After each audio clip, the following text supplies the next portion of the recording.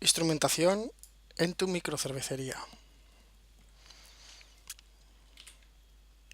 Para medir las características físico-químicas necesarias a lo largo de todo el proceso de elaboración necesitamos una instrumentación mínima.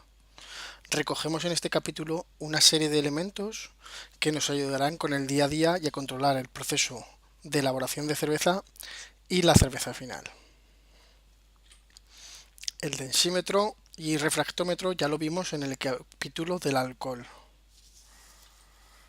El pHímetro es una herramienta fundamental para el cervecero, como ya hemos visto en otros capítulos. Está formado por un par de electrodos y una membrana de vidrio permeable a los iones hidrógeno. La diferencia de concentración de iones hidrógeno entre la disolución interior del electrodo, que es conocida, y la del exterior, que es la que queremos medir, genera una corriente dependiente de esta concentración y que los electrodos miden. En la práctica, estos dos electrodos van en un solo tubo y son como los que aparecen en la imagen. Los hay también portátiles, algunos de ellos de precios económicos y con prestaciones suficientes. En la imagen se muestra un pHímetro nuevo al que vamos a poner a punto. Es un pHímetro portátil en el que el electrodo se puede desmontar. Vemos en la capucha los electrodos y el sensor de temperatura. Aquí.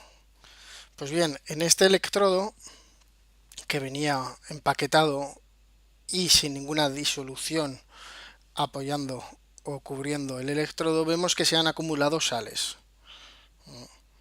Esto no debería ser así, pero claro, estamos hablando de equipos de prestaciones bajas que no tienen el cuidado que otros equipos tienen.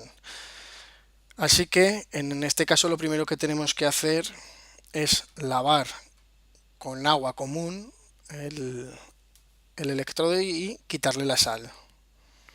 Y luego dejarlo con agua de grifo nuevamente durante 30 minutos para que la membrana quede humedecida y pueda trabajar correctamente en intercambio de iones a su través. Es importante dejar siempre, o mejor dicho, no dejar nunca estos electrodos con agua destilada, ya que se cargaría el sistema de medida. Una vez tenemos listo esto, calibramos el electrodo con disoluciones de 4 y 7. También hay disoluciones de pH 10, pero en este caso, ya que el electrodo de pH se calibra con solo 2 puntos, pues es mejor calibrarlos con 4 y 7 ya que vamos a medir más en este rango de medidas. Es importante bien lavar entre medidas el electrodo con agua y secar con un papel que no deje pelusilla ni restos la base del electrodo, es decir, esto. Además, debemos mantener una agitación constante mientras medimos para que la disolución, además, sea lo más homogénea posible y que se restablezca el equilibrio en los electrodos que está consumiendo iones, sino en la parte justamente pegada al electrodo donde consume iones la medida no sería veraz. Otra de las cosas que, que debemos hacer es medir a una temperatura similar tanto las muestras como los tampones de calibración. No es necesario y por ejemplo este pHímetro lleva corrector de temperatura, pero sí que lograremos mejor precisión si lo hacemos de esta manera. Y si lo hacemos además a una temperatura alrededor de unos 25 grados, pues todavía será más preciso. Bien es verdad que todo depende si queremos precisión o queremos rapidez. El mosto se mide directamente, pero en el caso de que queramos medir el pH en una cerveza deberemos de desgasificarla primero. Una de las cosas que podemos hacer también es comprobar la precisión. Y en este caso lo podemos hacer con la misma disolución de tampón que usamos para calibrar. ¿Por qué? Porque es una disolución de un pH conocido.